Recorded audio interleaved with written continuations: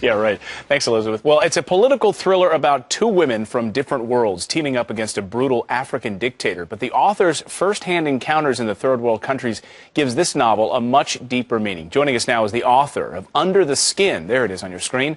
Nick Hahn joins us now. Nick, nice to see you this morning. Nice to see you, Clayton. Very troubling region, a lot of issues here. You spent 7 months in this region, and then you decided to put all of your stories, or a lot of that stories, into fictional form in a novel. Why fiction?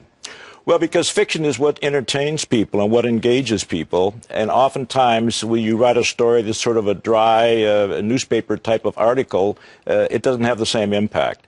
When I lived in Uganda, I was struck by the lack of rights on the part of women especially, but human rights in general. And I thought that if I could write a story based on the reality that I experienced over there, do it in an exciting thriller-type format, that this would be more effective in delivering the message I wanted to deliver. So you're working on this powerful thread throughout a couple of the books that you're now working on, a second book on Pakistan. But what did you find about women's rights in Uganda specifically that made you want to write this story? They really didn't exist. And it's generational. It's not something that is dictated. It comes up over many generations. The young men are raised to treat women a certain way, and women are raised to accept that.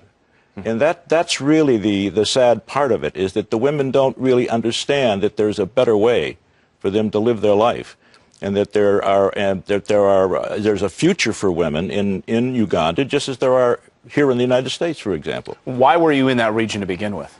I was there on a foreign aid project. I was working for a consortium of 3 organizations. Bono and Ali Hewson, as you know, are deeply committed to Africa. Right. They were part of the coalition. The Wildlife Conservation Society here in New York was the second leg of the stool.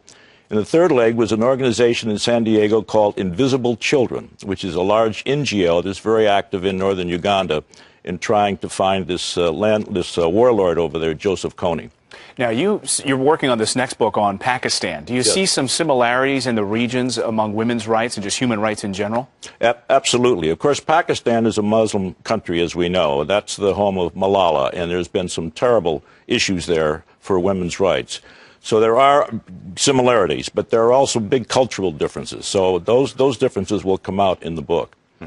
What have you been hearing from folks in that region? Any other political interests from those regions that don't like what you're doing, don't stirring the pot, so to speak? That's an interesting question. I have a lot of friends in Uganda, local people in Uganda that I know. I have sent copies of my book to those people, and I've told them what I'm doing, and actually they're quite thrilled with what I'm doing. And I think getting this kind of a message out, even on a show like this, will be music to their ears. Well, that's wonderful. Well, I hope our audience this morning goes over to Amazon and picks up the book. It's called Under the Skin, and I will tweet out the link a little bit later, so hopefully people can pick up and help spread this message about women's rights. That would be terrific. Thanks so much. Nick Hahn. Nick Hahn is the author of the book again, Under the Skin, and come back when the next book is out. Thanks so much. I'll do that. Thank you.